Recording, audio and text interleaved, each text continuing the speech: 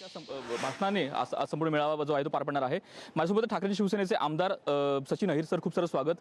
आज पहिला मेळावा पार पडत आहे, स्लोगन पण थोडंसं आकर्षक आहे, काय सांगाल एकंदरीत याबद्दल?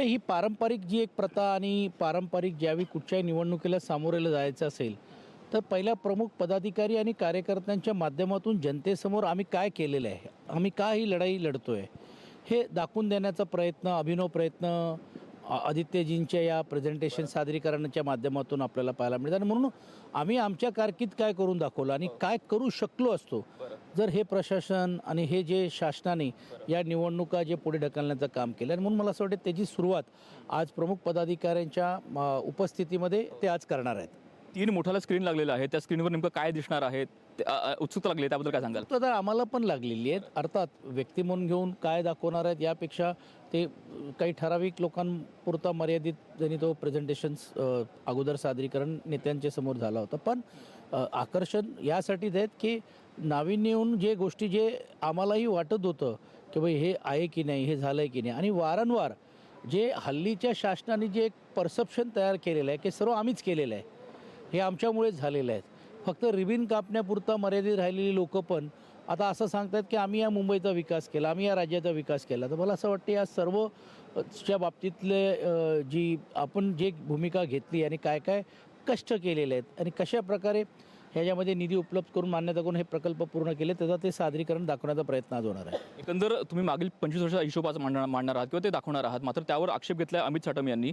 काल त्यांचं असं म्हणणं होतं की मागील 25 वर्षामध्ये आमचा महापौर नव्हता, आमचा स्टँडिंग चेअरमन नव्हता, आमचा त्या संपूर्ण भ्रष्टाचारात आमचा हात नाही, असं थेट आरोप करतात। त्यांचे हात कोणी बांधले होते चौकशी करण्यासाठी, पण हे केलं नाही त्यांनी, फक्त बोलण्यापुरता करायचं। आणि आताही देखील एवढ्या चौकशी झाल्या, त्यातल्या चौकशीमध्ये ससेमेरा लावल्यानंतर जे त्यांच्या पक्षात गेलेत, मित्रपक्षामध्ये गेलेत, त्यांना साधी चौकशीलाही बोलवण्यात आलं नाही।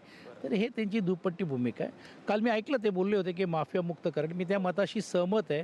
कारण गेल्या 2 वर्षापासून जे माफिया राज प्रशासनाच्या माध्यमातून सुरू झालं होतं ते नक्कीच 16 तारखेला मुंबईकर मुक्त करून शिवसेनेचा भगवा आदरणीय उद्धवजींच्या आणि आदित्यजींच्या नेतृत्वाखाली फडकवल्याशिवाय राहणार नाही। काल किरीट सोमय्या लिखित कोविड की कमाई या पुस्तकाचं प्रकाशन पार पडलं, अमित साटम यांनीच ते प्रकाशन केलं। त्यामध्ये सुद्धा जो कोविड काळामध्ये जो व्यवहार झाला त्यामध्ये अनेक आक्षेप घेतलेले आहेत, गंभीर आरोप केलेले आहेत 4 जणांवरती, उद्धव ठाकरे, आदित्य ठाकरे, संजय राऊत आणि किशोरी पेडणेकर। कसं पाहता या आरोपांकडे, पुस्तकावरती काय म्हणाल त्याबद्दल? बघा, पुस्तक तुम्ही मांडण्याचं काम केलं, त्यातली चौकशी पण देखील तुम्ही केली, तो FIR पण तुम्ही रजिस्टर्ड केलं, त्या सर्व गोष्टीला सामोरे जाण्याचं काम केलं, खिचडीचं तुम्ही काढलं।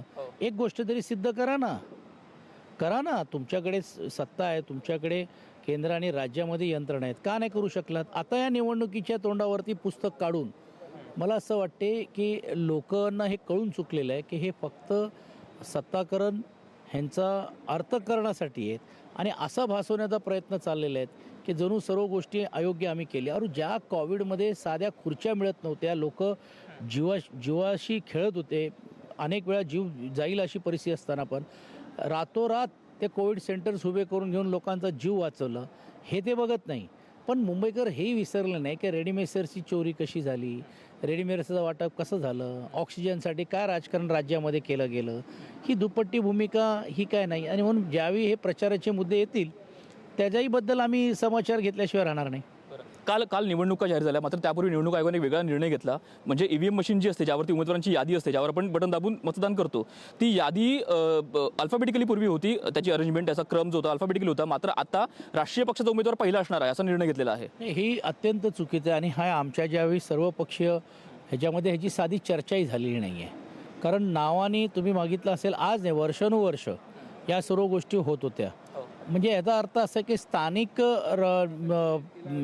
निवडणुकीमध्ये पण स्थानिकांना प्राधान्य, मग तो व्यक्ती असेल, कुठचा स्थानिक संस्था असतील, संघटना असतील, अशाही लोकांना जाणून बुजून कसे मागे जातील आणि आपले राष्ट्रीय पक्ष म्हणजे फक्त भारतीय जनता पार्टी आणि काँग्रेस या निकषमध्ये बसतात, हे दाखवण्याचा त्यांचा केवळ प्रयत्न चाललेला आहे। अगदी शेवटचा थोडक्यात आजचा मेळावा कसा असेल?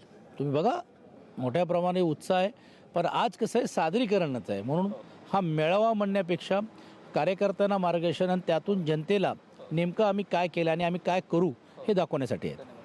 तर अशा प्रकारे आजचा मेळावा सादरीकरणाचा आहे आणि आम्ही जनतेला काय करून दाखवू किंवा काय दाखवलं आहे याचं प्रेझेंटेशन आज स्वतः आदित्य ठाकरे करणार आहेत। कॅमेरा प्रतीकसह भूषण शिंदे, लोकशाही मराठी, मुंबई. लोकशाही मराठी ऐका, पहा, जागरूक रहा.